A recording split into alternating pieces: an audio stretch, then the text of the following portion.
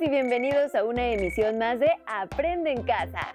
Esta sesión corresponde a la asignatura Lengua Materna Español de segundo grado de secundaria. Se titula Una palabra, 1000 imágenes y tiene el propósito de que puedan comprender algunos elementos de la poesía de los movimientos de vanguardia para generar poemas inspirados en ellos. En estos momentos de contingencia, las y los invitamos a fortalecer los lazos de empatía con su familia, además de colaborar activamente en los quehaceres del hogar y generar un buen ambiente de aprendizaje. Antes de iniciar con los contenidos, les recordamos que deben preparar cuaderno u hoja y lápiz o pluma para realizar las actividades que integrarán en su carpeta de experiencias. Para comenzar, recuerden que en su paso por la secundaria han podido leer diversos tipos de literatura y cuentos de distintos géneros y han podido desarrollar sus habilidades en la creación literaria. En esta sesión, las y los llevaremos al mundo de las emociones hechas palabras y de las palabras que se tornan en sentimientos. Además, aprenderán cómo pueden hacer imágenes con las palabras para que den un nuevo sentido al mensaje que deseen transmitir. Para entrar en materia y generar el estado de ánimo necesario, las y los invitamos a escuchar algunos poemas y recordar algunas cuestiones esenciales sobre la poesía. En ello a través del siguiente video titulado 24 poetas latinoamericanos. Un mismo tema puede aparecer en distintas épocas, culturas, movimientos literarios, autores, etc. Los temas son universales y no se agotan en una época ni en una geografía. Las circunstancias históricas influyen para que los escritores y poetas traten ciertos temas en particular. Así, decaen o resurgen con el tiempo. Su tratamiento no se limita a la literatura. Cuando se ponen de moda, los temas también son abordados por pintores, escultores, cineastas y otros artistas. Este poema es un poema de caballeros andantes. Se llama Su corazón, un pájaro escarlata. Sin linaje ni escudero, pero arrojado en arrojo, sobre un corcel raudo y rojo marcha el joven caballero.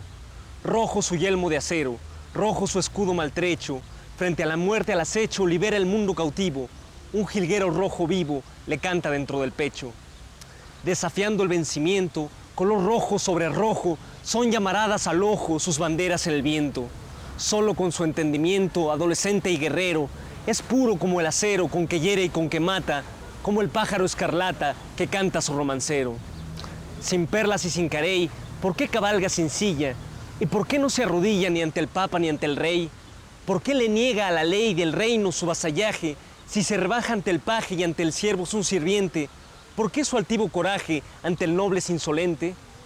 Brillándole en la armadura ya dorada de tan roja, tendrá el destino que escoja libremente su montura. La sombra larga y oscura del invencible jinete, alta como un minarete, será un asalto rotundo que a los tiranos del mundo embestirá como ariete. Los tiranos de la tierra quieren comprarle al jilguero y al negarse el caballero elige su propia guerra. Hoy galopa por la sierra y con sus cascos retumba un corazón donde zumba un ave roja y feliz. La verdad es su país, la noche será su tumba. ¿Qué temas abordas en tu poesía? Pues a mí me interesa la temática que tiene que ver con lo que nos pasa a todos, no solo con lo que me pasa a mí, porque yo creo que ningún hombre es una isla. Entonces mis problemas, mis preocupaciones son de algún modo las preocupaciones de todos, al menos mis preocupaciones más relevantes o las que le pueden interesar al lector. Entonces, por ejemplo, la historia, el cruce de la historia con la poesía, la historia que es esa épica, esa aventura de la humanidad en busca de su propia emancipación, se me hace un tema fascinante para la poesía. ¿Cuáles son las temáticas más comunes en la poesía contemporánea? Lo maravilloso de la poesía, si es que puede hablarse de un avance en la historia de la poesía, ese avance ha sido conquistar nuevos territorios. Entonces es, si no ya una realidad, por lo menos una aspiración que la poesía no tenga ningún territorio vedado, o sea, ningún territorio prohibido, que pueda abarcar todos los temas, todas las inquietudes del hombre, desde lo más cotidiano, desde lo más pequeño, que no necesariamente es lo más intrascendente, hasta lo más grande, desde lo más histórico, desde la política, la ética, la vida cotidiana, los problemas económicos, los problemas sociales, hasta, naturalmente, el amor. ¿Qué se entiende por evocar imágenes y cómo se logra? Con recursos que están en el lenguaje, pero que no están solo en el contenido, en lo que se dice, sino, por ejemplo, en el sonido de las palabras, en el ritmo de las palabras, en el colorido de las palabras, en la plasticidad, en lo largo, en lo corto, en los acentos de las palabras, que hacen que uno piense, por ejemplo, en la palabra roca, y no es solo que visualice una roca, sino que oiga a la roca cuando yo digo esa palabra, o cuando tú la lees en un libro. Aunque los artistas desarrollen temas comunes, cada autor imprime a su obra inquietudes, anhelos y emociones personales. Veamos cómo algunos poetas latinoamericanos tratan el tema del paisaje.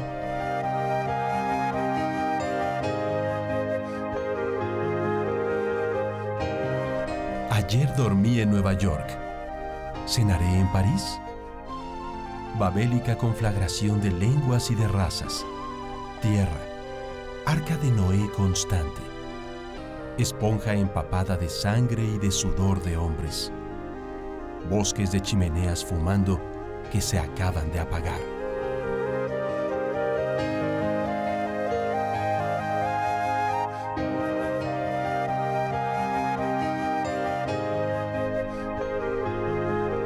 Creeríase que la población, después de recorrer el valle, perdió la razón y se trazó una sola calle. Pasan por la acera lo mismo el cura que la vaca y que la luz postrera. Aquí no suceden cosas de mayor trascendencia que las rosas.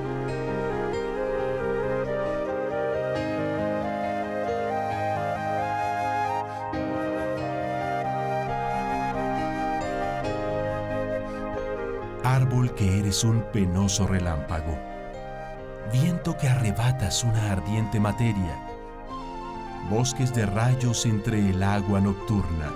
He de decirles que para mí se está forjando una pesada joya en mi corazón, una hoja que hiende como una estrella el refugio de la sangre.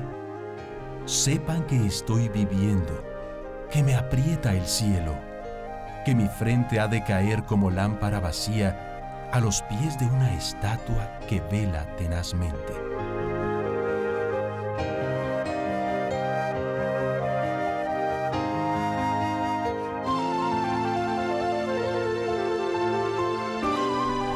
Hubo una vez un territorio puro, árboles y terrenos sin rúbricas ni alambres. Hubo una vez un territorio sin tacha, hace ya muchos años. Más allá de los padres, las llanuras jugaban a galopes de búfalos. Las costas infinitas jugaban a las perlas. Las rocas desceñían su vientre de diamantes. Y las lomas jugaban a cabras y gacelas.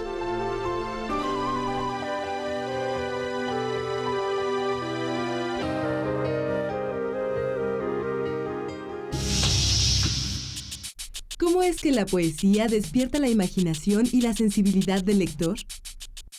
Pues una vía es la música. La letra de todas las canciones, en la medida que toma en cuenta la propia musicalidad de las palabras, es ya una entrada a la poesía. Claro que es solo una entrada, ¿no? Es solo el principio de un trabajo muy disciplinado, un oficio, como la carpintería, como la metalurgia, como el trabajo con, no sé, con plata, pero nos muestra lo que se puede hacer.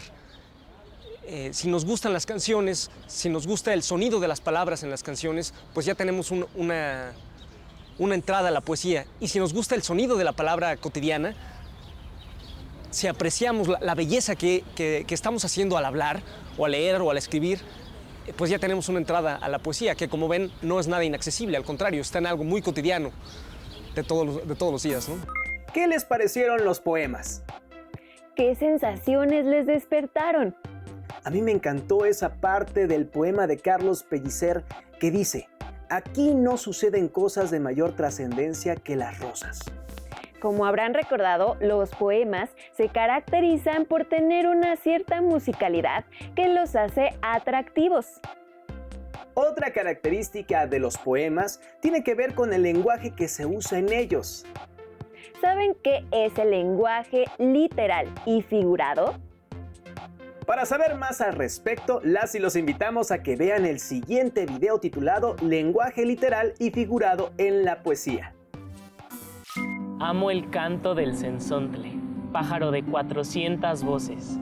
Amo el color del jade y el enervante perfume de las flores. Pero amo más a mi hermano, el hombre. Autor Nezahualcóyotl. ¿Se han fijado en el lenguaje que se usa en esta poesía? A veces se usa un lenguaje literal, como en el poema que acabamos de escuchar, pero en otras ocasiones se usa un lenguaje figurado.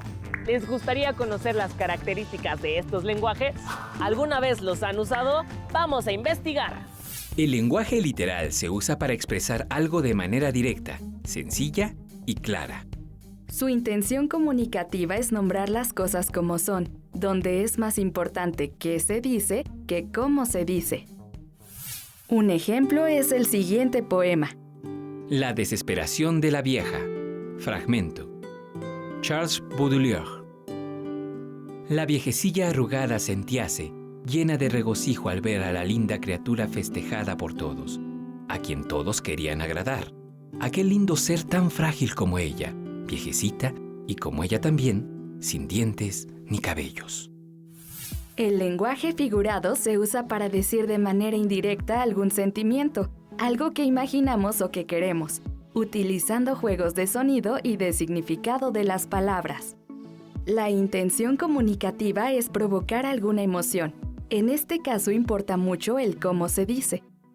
Un ejemplo es: Libertad bajo palabra. Fragmento. Octavio Paz. Viento. Cantan las hojas, bailan las peras en el peral. Gira la rosa, rosa del viento, no del rosal. Nubes y nubes flotan dormidas, algas del aire, todo el espacio gira con ellas, fuerza de nadie. Cuando te veo, mi corazón explota como el vidrio al fuego. ¿Qué haces? Le escribo un poema a Beatriz. Suena muy fuerte y muy extraño, pero se nota que en verdad te gusta. Estoy utilizando un lenguaje figurado. ¿Cómo es eso? Te explico. Mira, el lenguaje. En el lenguaje figurado, el escritor puede utilizar figuras literarias que son interpretadas por el lector. Entre ellas están: la metáfora es la relación de semejanza que hay entre dos términos. Por ejemplo, Don Quijote de la Mancha, capítulo 13, fragmento. Miguel de Cervantes Saavedra. Que sus cabellos son oro, su frente campos elíseos, sus cejas arcos del cielo, sus ojos soles, sus mejillas rosas, sus labios corales, perlas sus dientes, alabastro su cuello, mármol su pecho, marfil sus manos, su blancura nieve. La comparación es contrastar un término real con otro imaginario que se asemeje. Se unen dos ideas por medio de cómo o cuál. Por ejemplo, Crepúsculo, fragmento. José Asunción Silva. Las altas tapias del jardín antiguo y los árboles negros, cuyas ramas semejan un encaje movidas por el viento, se destacan oscuras, melancólicas, como un extraño espectro. Quisiera escribirle un poema a mi mamá, pero me gustaría ser más directa. También puedes utilizar un lenguaje literal. ¿Qué te gustaría expresar? No sé, ¿cómo ves esto? Cuando me acuesto en tu pecho soy la más feliz, porque eres tibia y suave. Eso está muy bien. ¿De verdad? ¿Terminamos los poemas y los leemos al final? Sí. Los distintos contextos en los que se usa el lenguaje figurado pueden ser: uso coloquial. Se usan expresiones como vine volando para llegar más rápido, en el que se usa la hipérbole para exagerar la manera como se llegó. Uso periodístico. Se emplean distintos recursos retóricos, como la metáfora y la hipérbole, para llamar la atención de los lectores. Encabezados como la jugadora inició con el pie derecho o el cañonazo de la delantera puso en problemas al blanquiazul. Son ejemplos del uso de elementos retóricos. Uso poético. El lenguaje figurado predomina y muchas de las ideas expresadas son propias del poeta. Por ejemplo, huye el tiempo entre sus manos. Ya terminé. ¿Te lo leo? Sí. Cuando te veo, mi corazón explota como el vidrio al fuego. Me derrito y solo puedo decir, te amo. Está súper bonito. Me gustó que usaste muchas hipérboles, como mi corazón explota, me derrito, y me gustó la comparación, mi corazón explota como el vidrio al fuego. Lee el tuyo. Cuando me acuesto en tu pecho, soy la más feliz, porque eres tibia y suave. Tu pecho es como un capullo. Tu pecho es como un capullo fue una buena comparación. ¿Hacemos otro? Mejor otro día, porque si llego tarde mi mamá me va a matar. Buena hipérbole. Es que ya me ha pasado. ¿Ya saben distinguir y reconocer el lenguaje literal y el lenguaje figurado? ¿Se han dado cuenta de que todos los días usamos el lenguaje figurado? Los reto a identificar el lenguaje figurado de sus compañeros. O mejor aún, ¿qué les parece escribir un poema? ¡Adiós!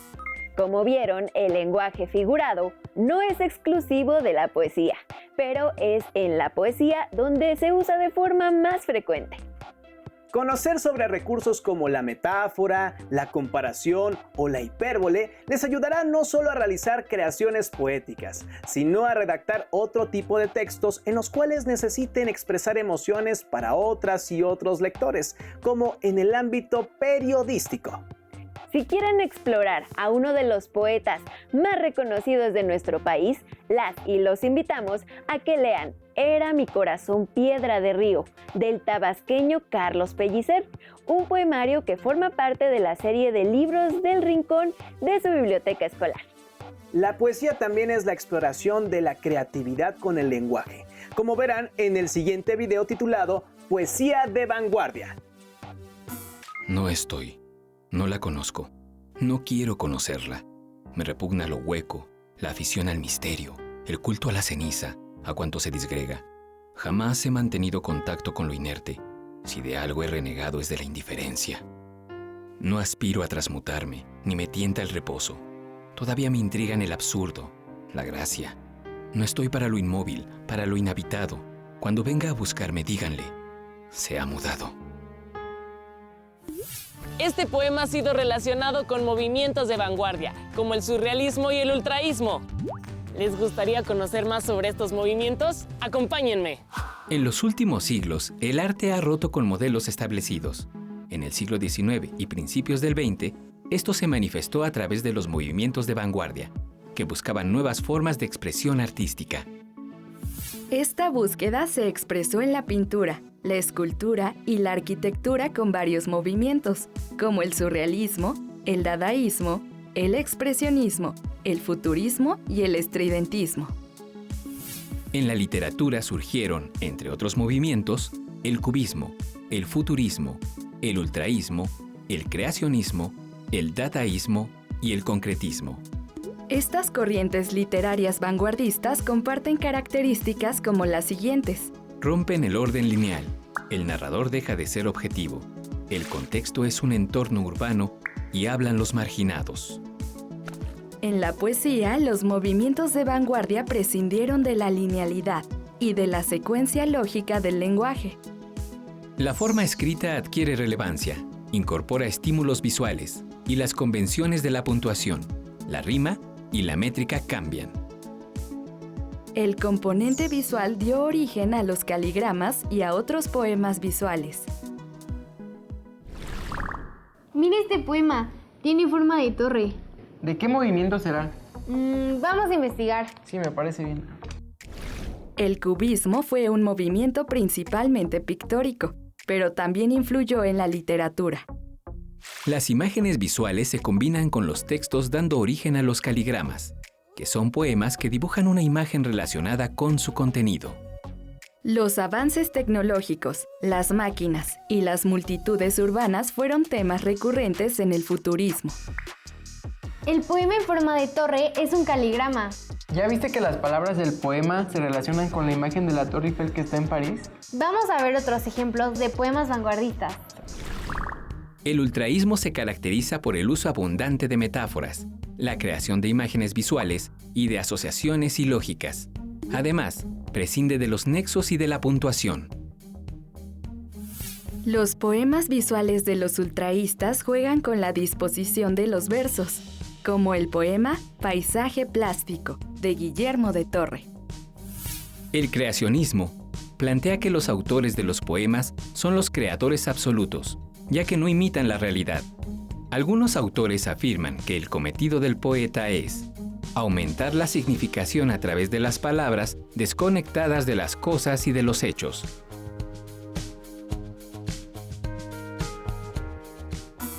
En este video pudieron ver que a principios del siglo pasado, varios movimientos de vanguardia generaron nuevas formas para usar la lengua, gracias a la adición del componente visual, y que los caligramas eran una manera de generar una imagen con las palabras del poema.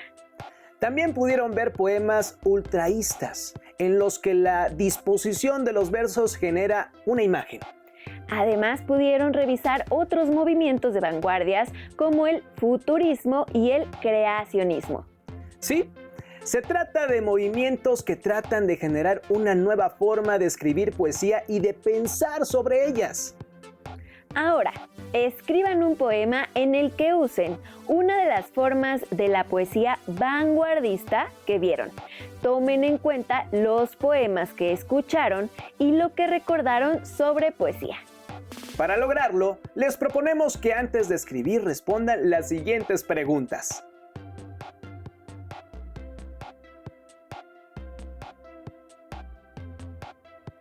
¿Qué imagen quieren representar?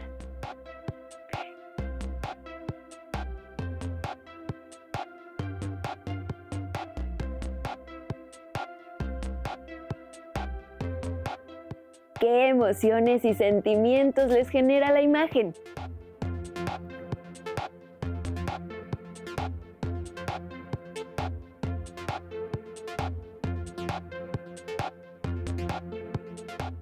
¿Cómo pueden jugar con el lenguaje para generar un poema atractivo?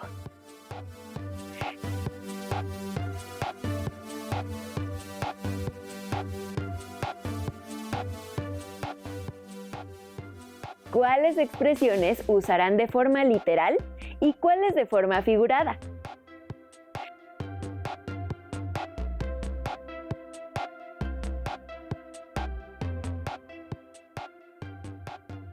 ¿Por qué creen que estas formas de escritura son llamativas?